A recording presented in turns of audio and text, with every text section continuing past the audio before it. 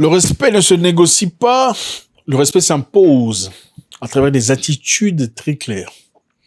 Si vous vous comportez comme un enfant sans respect personnel, personne ne vous en donnera en retour. Et ce serait triste de vous plaindre en disant que personne ne me respecte. Le respect s'impose. Le respect n'a absolument rien à voir avec les acquisitions financières. Beaucoup, malheureusement, pensent qu'il faut avoir de l'argent pour être respecté.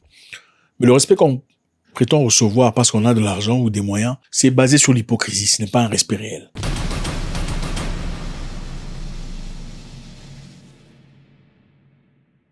Le Mali, Burkina Faso et le Niger viennent de fermer leurs portes brusquement aux États-Unis d'Amérique. C'est clair, ils s'en foutent éperdument, que ce soit Donald Trump ou pas. Si vous leur refusez le visa, ils vous refusent le visa en retour. Que vous soyez un pays riche, un pays développé, un pays puissant, ils en ont absolument rien à foutre. Le Niger, évidemment, a été le premier pays à réagir, en réciprocité aux États-Unis. Je vous rappelle qu'il y a quelque temps, Donald Trump a issu des restrictions de visa contre plusieurs pays africains. En fait, le Mali, le Niger, le Burkina Faso en font partie. Le Niger était le tout premier pays à réagir le 25 décembre. Ils ont présenté une suspension complète et indéfinie. Suspension indéfinie. Donc, il n'y a pas de date de fin de la délivrance de visa aux citoyens américains et une restriction à leurs entrées dans le pays au nom de la réciprocité. Si tu me tapes à gauche, je te tape à droite. Il n'y a pas de tolérance ou d'excuse. Oh, donne la joue droite comme ça on va taper plus qu'on vient de taper la gauche. Absolument pas. Réciprocité totale. Ok. Le 31 décembre 2025, le Mali et le Burkina Faso ont aussi annoncé qu'ils appliqueraient immédiatement des mesures de visa et des conditions d'entrée équivalentes ou identiques à celles imposées par les États-Unis d'Amérique. Bravo à eux. Bravo à eux parce que il faut se faire respecter dans la vie. Bravo à eux parce qu'il faut pas être un pushover. Un pushover, c'est quelqu'un qui se laisse bousculer par n'importe qui ou surtout par des personnes qui sont prétendues plus fortes. À un moment donné dans la vie, il faut savoir se tenir debout sur ses pattes, quoi qu'il en soit. Ok? Ce n'est pas limité au Mali, Burkina Faso et Niger. Plusieurs pays ont été concernés dans ces restrictions, totales ou temporaires. Nous avons aussi le Tchad, la République du Congo. Voilà, la République du Congo. Je sais qu'il y a beaucoup de personnes qui font de confusion encore jusque-là entre la RDC, République démocratique du Congo, et la République du Congo. La RDC a été colonisée par les Belges, la République du Congo par des Français. Okay, ce sont des gens qui sont très proches, surtout à la frontière, censés être des mêmes peuples qui parlent des langues analogues. Au fait, ils parlent tous Lingala. Ils parlent aussi Monokutuba ou Kikongo. Ce sont des gens qui sont frères en réalité, mais qui malheureusement, vous le verrez dans les réseaux sociaux, font preuve de haine viscérale qui n'a absolument aucun sens sur qui est le vrai Congolais. C'est une bêtise incroyable, franchement.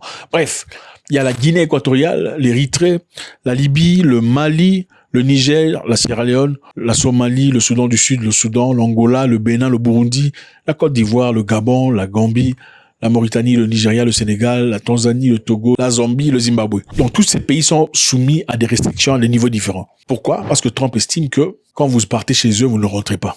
Quand vous partez chez eux, vous rentrez en retard. 2. Numéro 3, il n'y a pas de système de contrôle approfondi et de partage d'informations de vos pays aux États-Unis. A-t-il raison de le dire? Ah oui, il a raison de le dire parce qu'en réalité, c'est vrai que beaucoup d'Africains, quand ils partent, ils rentrent jamais.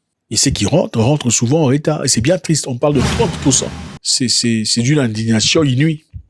Mais il y a quelques pays, vous remarquerez, qui n'ont pas été, évidemment, listés sur cette liste des restrictions. Il y a des cas particuliers, par exemple, la RDC ne fait pas partie de cette liste. Ok? Quelle serait la raison? Le Rwanda, l'Afrique du Sud et le Ghana. Le Kenya aussi, d'ailleurs. La RDC ne fait pas partie des restrictions, évidemment, parce qu'il y a quelques temps, M. Trump, avec les dirigeants de la RDC, ont signé des papiers sur les ressources minérales. Vous vous en souvenez? Enfin, c'est clairement, d'après les informations officielles, au nom de la paix, Trump aurait apporté une paix entre la RDC et le Rwanda, une paix qui a été absente depuis 30 ans. Je ne comprends pas pourquoi ces deux pays voisins, frères d'ailleurs, n'ont pas pu trouver une paix entre eux, au nom de ce butin qui a entre eux, évidemment. Je pense que ça aurait été plus malin, n'est-ce pas, entre les deux pays. S'il faut partager les minéraux et tout le bazar, il faut le faire à deux. C'est mieux à deux qu'à trois, n'est-ce pas? Malheureusement, il y a une troisième personnalité à l'intérieur. Donc la RDC, évidemment, ne peut pas être listée sur ces pays qui ne partent pas aux États-Unis, compte tenu du récent deal qu'ils ont signé. Le Rwanda aussi, évidemment, parce que le Rwanda, d'après les institutions, soutiendrait les M23. Ils ont aussi signé un deal avec les États-Unis, donc c'est évident, ils doivent travailler ensemble et faire de l'argent. L'Afrique du Sud, aussi n'a pas fait partie de la liste. C'est à cause de la population blanche. Vous n'allez pas restreindre vos blancs cousins de l'Afrique du Sud entre aux États-Unis d'Amérique. Non, mais sérieux. Sur un point sérieux, les Sud-Africains vont rarement chez les gens. Et même ceux qui vont restent difficilement chez les gens. On parle de 1% seulement des Sud-Africains restent au-delà du visa établi. Contrairement à 30-40% d'autres pays. 1% des Sud-Africains ont tendance à rester au-delà du visa autorisé. Voilà pourquoi, évidemment, chez eux, il n'y a pas de restriction. Mais aussi, il faut dire que l'Afrique du Sud a une porte ouverte aux Européens et aux Américains. Donc, une personne détentrice d'un passeport américain ou européen peut partir en Afrique du Sud pendant 90 jours sans avoir besoin de visa. 90 jours. Vous arrivez à la porte, 90 jours de visa. C'est bien triste parce que les gens de ce pays ici, la RDC, qui font partie de du programme SADC, dont l'Afrique du Sud fait partie aussi, ne peuvent pas partir en Afrique du Sud sans visa. Pendant qu'un Américain peut partir en Afrique, et un Français, un Belge. C'est ça. En fait, pourquoi voulez-vous que les Américains vous traitent d'une façon où vous ne vous traitez même pas vous-même entre vous? C'est complètement incohérent. On peut appeler Trump de tous les noms possibles, raciste, machin, et tout ça, mais est-ce que vous vous traitez vous-même comme vous désirez être traité par eux? Vous savez combien c'est difficile de voyager à travers l'Afrique? Avez-vous déjà essayé de traverser l'Afrique sur plusieurs pays dans un seul voyage? C'est impossible. C'est impossible. Le traitement que vous recevez dans un pays voisin africain, vous serez choqué par rapport au traitement que les Chinois reçoivent quand ils arrivent, les Libanais et les Pakistanais, vous serez choqués. Et moi, ça me fait rire de voir les Africains qui réclament injustice, racisme. Mais comment vous vous traitez entre vous? Ça va vous choquer. Partez, je sais pas moi, en Ouganda pour aller voir. Partez au Niger, au Bénin. Enfin, au Bénin, on m'a bien traité, mais bref, le fait que j'ai été bien traité au Bénin ne veut pas essentiellement dire que tout le monde traite de la même façon. Au Tchad, au Gabon. Si on sent que vous êtes étranger et que votre situation n'est pas tout à fait régulière, mais vous serez choqué du traitement qu'on va vous donner. Okay? Mais un Européen, une personne de peau différente, dans les mêmes conditions, sera traité avec beaucoup de candeur. C'est ça la réalité. Le Ghana aussi, évidemment, n'a pas été présenté dans la liste des pays qui seront en difficulté pour avoir le visa. Pourquoi? Parce que le Ghana a fait des ajustements. Okay? Les États-Unis avaient menacé le Ghana. Le Ghana a mené des négociations soutenues avec l'administration américaine au long de l'année 2025, incluant des visites du ministre des Affaires étrangères, Monsieur Abakloa, qui est parti à Washington à plusieurs reprises pour discuter. Donc le Ghana a fait ce que les États-Unis ont demandé. Le Kenya aussi, il ne fait pas partie de la liste. Le Kenya est en train de faire un travail de lobbying incroyable où on paye 190 000 $ le mois à une personne pour aller parler positivement du Kenya. Donc ils ne peuvent pas faire partie de ce genre-là. Donc voilà ce que c'est le Niger, Mali, Burkina Faso. On réagit. Ils n'ont pas peur. Ils ne sont pas les gens d'Africains qui ont peur.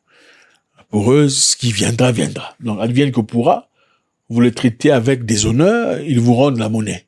Ils s'en foutent éperdument. Félicitations, Mali, Burkina Faso, Niger, d'avoir réagi ainsi.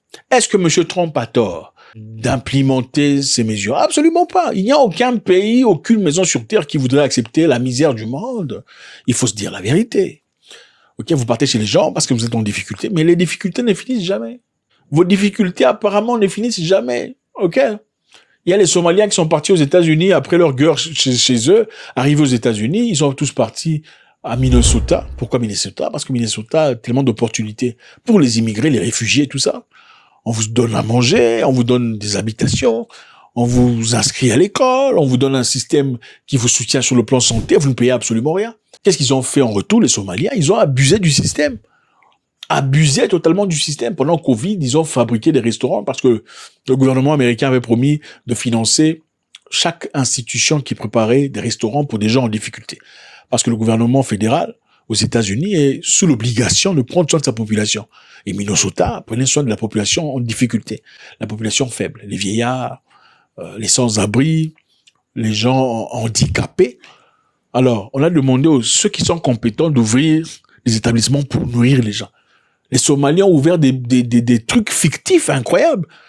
Okay? Il fallait avoir des récits, tout ça, la facture au gouvernement pour être payé. Ils ont envoyé des factures stipulant qu'ils nourrissaient des milliers de personnes. Mais en réalité, il y avait à peine 2. La FBI a placé des caméras, ils ont découvert une fausseté incroyable. Mais quand vous faites ce genre de choses, ce n'est pas une seule personne. Ils ont bouffé des centaines de millions de dollars du gouvernement américain. Comment voulez-vous qu'on vous aime? Oh, c'est du racisme. Comment voulez-vous qu'on vous aime? Est-ce qu'en Somalie, il y a de l'argent comme ça? Regardez la Somalie. El Shabab. Vous quittez la Somalie pour partir chez les gens. On vous reçoit avec générosité. Vous abusez du système de taxes. Vous faites des enfants pour être payés. Vous ne payez pas les impôts. Vous voulez quoi? Merci infiniment, les amis. C'est toujours beaucoup de plaisir. Qu'est-ce qu'on peut dire du Niger, Burkina Faso et Mali? Faites-moi savoir. God bless.